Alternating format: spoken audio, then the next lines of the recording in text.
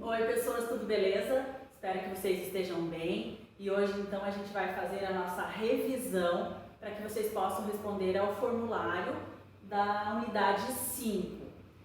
Prestem bastante atenção nessa revisão e vocês podem acompanhar lá pelo livro de atividades que eu fiz os recortes dos slides com base no que tem lá no livro de atividades a partir da página 2, tá? A gente está falando de reprodução e a gente comentou que reprodução é a habilidade que os seres vivos têm de gerar novos descendentes. E aí a reprodução pode ser assexuada ou sexuada, né? A gente falou que a reprodução assexuada, ela origina indivíduos geneticamente idênticos. E aí ela tem uma grande vantagem que é uma reprodução que é rápida. Então, o que acontece lá? O crescimento populacional acontece em pouco tempo. Porém, uma desvantagem é que os indivíduos que são gerados, eles não têm variabilidade genética significativa. Isso significa que, se existir uma característica que não é muito favorável, essa característica vai passando lá para os descendentes, tá? E aí, aqui no livro de atividades de vocês, tem os 4 tipos de reprodução assexuada. Lembra que essa primeira aqui tem os sinônimos. Então, se a gente comentar aqui, por exemplo, fissão binária, lembra que fissão é dividir e binária em 2. Então, dividir em 2, né? Ou divisão simples, ou bipartição, dividir em 2, ou cisparidade, tá? Então, são sinônimos, tudo para a mesma coisa, tá? O mesmo tipo de reprodução. E aí, o que acontece nesse tipo de reprodução? Uma célula vai fazer cópia do seu material genético e vai se dividir ao meio, dando origem a 2 células iguais, beleza? O brotamento, o que acontece? Como o próprio nome diz, formam-se brotos lá na parte externa do ser vivo, daí com o passar do tempo esses brotos vão se soltar e o outro organismo vai se desenvolver, tá? Um novo indivíduo.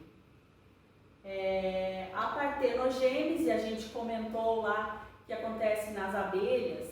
Então, o gameta feminino lá que não é fecundado, ele se desenvolve dando origem a um novo indivíduo. Então, nesse caso aqui, originando, por exemplo, o zangão.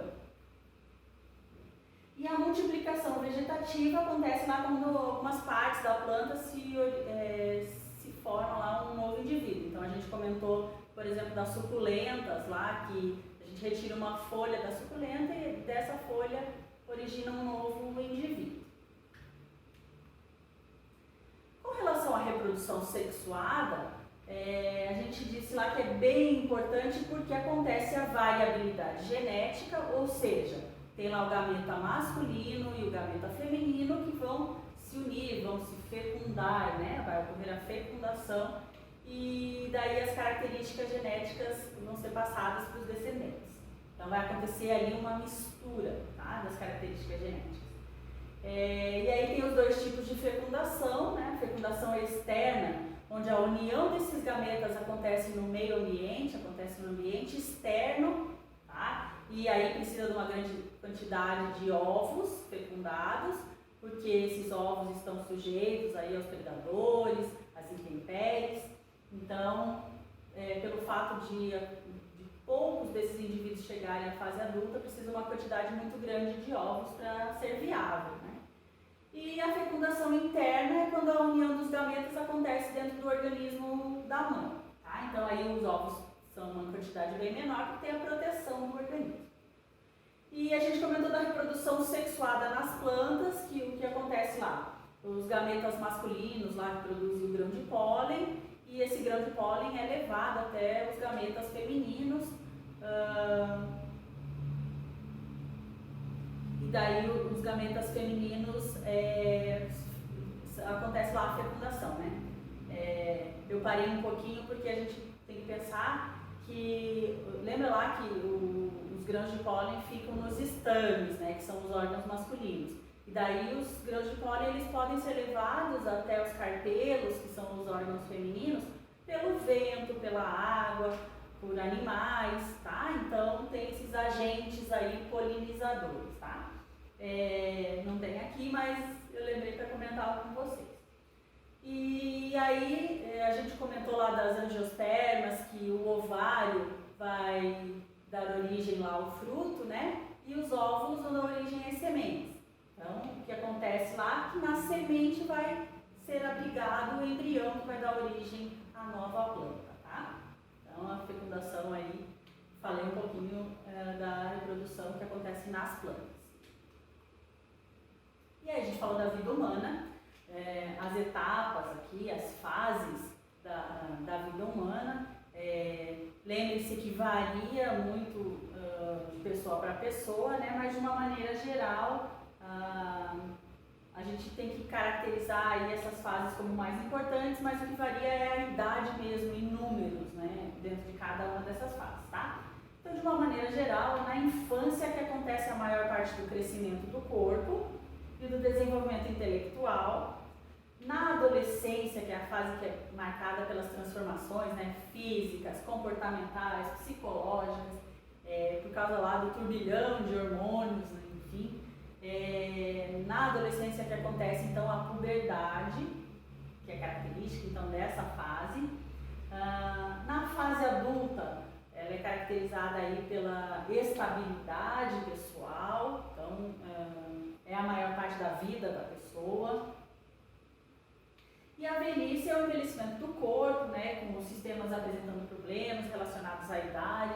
E aí a gente não pode deixar de falar que com a tecnologia, a medicina, essa fase aqui está se estendendo bastante, então a expectativa de vida está sendo mudada aí ao longo dos anos, então sempre aumentando essa fase da vida. Aí a gente comentou que, com relação ao sistema genital, que o hipotálamo, que é uma região lá do sistema nervoso, ele vai estimular a hipófise, que é uma glândula, né, que a gente diz que é a glândula mestra do nosso corpo.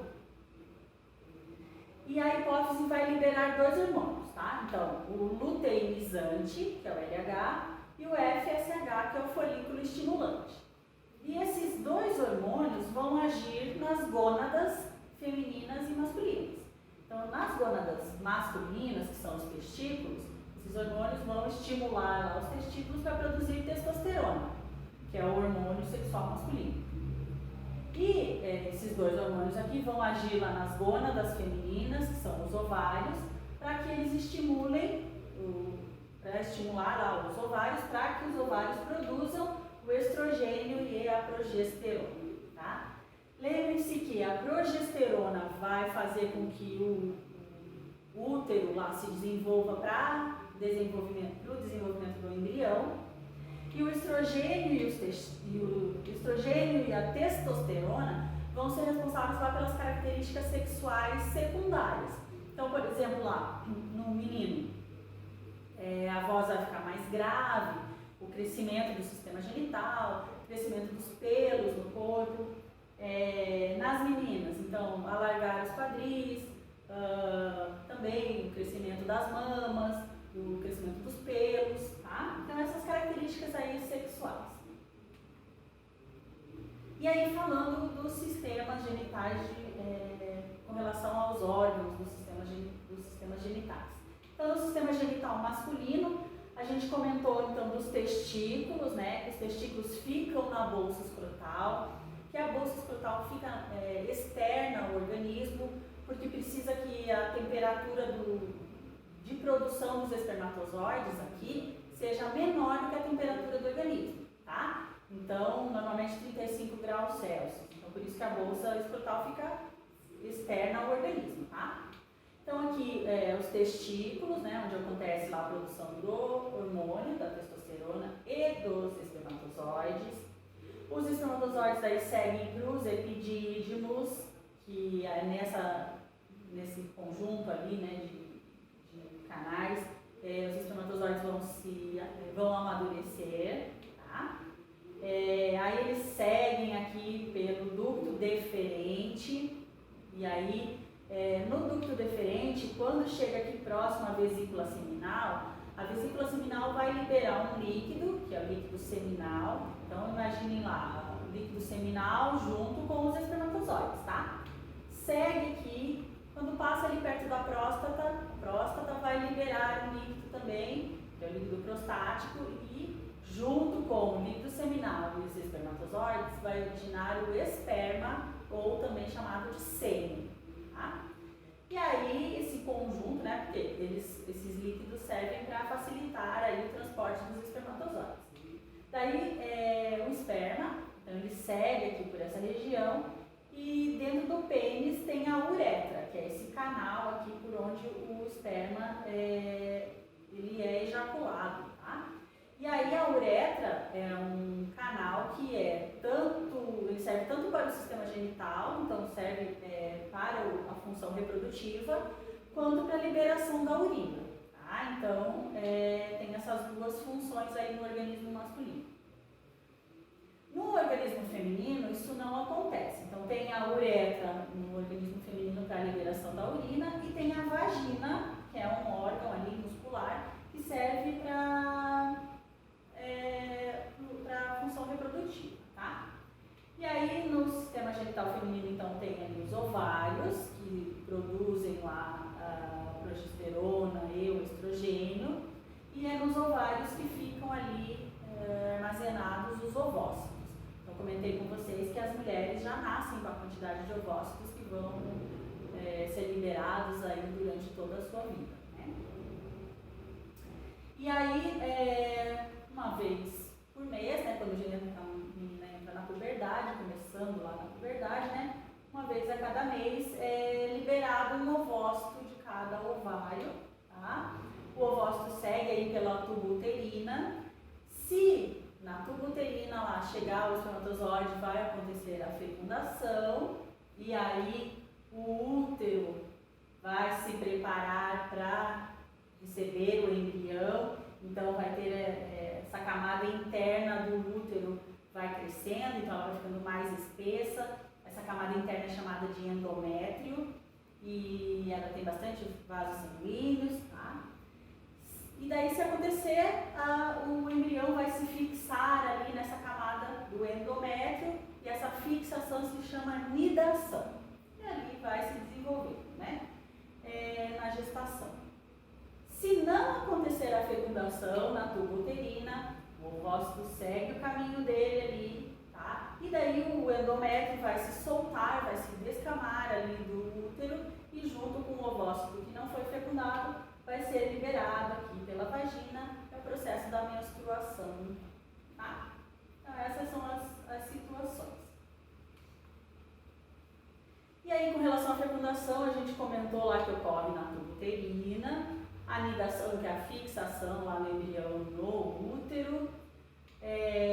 Se acontecer essa fixação, né, então tem lá a produção da progesterona, que vai preparar o útero ali para o desenvolvimento do bebê, e também a liberação da gonadotrofina coriônica humana, então é produzida lá pela placenta. Lembre-se que tem os anexos embrionários, então eles são anexos que são produzidos somente durante a gestação, que é a placenta, a bolsa amniótica, né, que tem aquele líquido amniótico, e o cordão umbilical. Tá? E aí o desenvolvimento do embrião, que acontece no útero, e os dois tipos aí de partos, né, que pode ser lá então pelo canal vaginal, que é o parto natural, ou a cesariana, que é por cirurgia. A gente falou dos gêmeos monozigóticos e dizigóticos. Então vamos lembrar que os gêmeos monozigóticos são gêmeos idênticos. Então um espermatozoide e um ovócito, acontece a fecundação e dessa formação ali desse zigoto vão se originar ali vários, esse zigoto vai se dividir e vai dar origem a 2 ou mais embriões, né? Então 2 gêmeos idênticos ou mais, tá? E os gêmeos dizigóticos, que são os gêmeos fraternos, que são aqueles gêmeos diferentes. Então, um espermatozoide e um ovócito. Um espermatozoide e um ovócito. Então, se a gente pensar lá em 5 gêmeos diferentes, 5 espermatozoides para 5 ovócitos. Beleza? Daí a gente falou dos métodos contraceptivos. Vamos lembrar aí que tem os métodos de barreira, que impedem lá a passagem dos espermatozoides, né, que é o caso da camisinha masculina, camisinha feminina, do diafragma. Existem os métodos hormonais, como o DIU,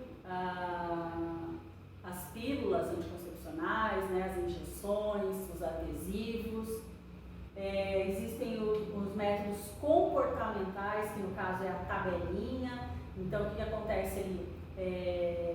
Se tiver o ciclo bem regulado, no 14º dia lá após a menstruação, acontece a ovulação e daí não pode ter relação sexual 4 dias antes, 4 dias depois.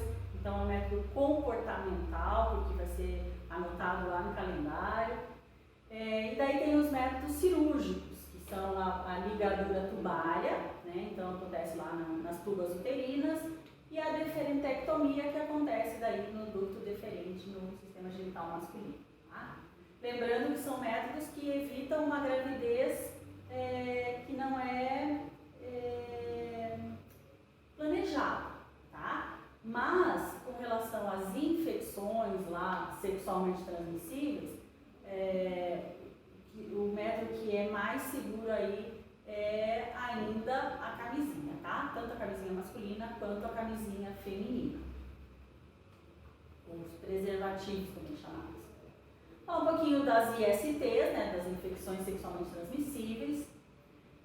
Vamos lembrar lá que a sífilis é aquela que causa feridas, mas que a pessoa não tem dor. Aí, com o passar do tempo, essas feridas somem, desaparecem e, passado mais algum tempo, pode se agravar o caso, daí a pessoa acaba tendo manchas pelo corpo ou problemas neurológicos e cardiovasculares, tá? A gonorreia, então, é uma outra IST, que nesse caso aqui acontece o corrimento. Eu comentei com vocês que o corrimento normalmente ele tem uma cor clara e não tem cheiro característico, porém quando a pessoa tem gonorreia, esse corrimento ele tem pus, tá? E muitas vezes acontece uma ardência quando vai urinar, tá? Essas duas ISTs são causadas por bactérias, então tem ali o nomezinho científico das bactérias, tá? E aí as causadas por vírus, começando ali do condiloma acuminado, que a gente chama lá de HPV, né? Mais comum falar pelo vírus, mas o nome certo é condiloma acuminado, que pode causar verrugas nos órgãos genitais, tá? E aí a forma de se prevenir é a vacinação. A herpes genital, que pode ocasionar também feridas na região genital. E a gente comentou da AIDS, que é causada lá pelo vírus HIV, que a pessoa fica com um sistema lá imunitário muito enfraquecido, tá? Então, lembrando que qualquer sintoma tem que procurar um médico e evitar lá de ficar tomando remédio sem a prescrição médica correta, tá? Gente, é isso, tá? O nosso conteúdo da unidade 5 foi esse, porém, atenção, o que acontece? Não esqueça de responder ao formulário, tá? Vale 5 pontos, faça com bastante atenção, com bastante cuidado, pesquisa ali no teu livro didático e boa sorte. Beijos e até a próxima.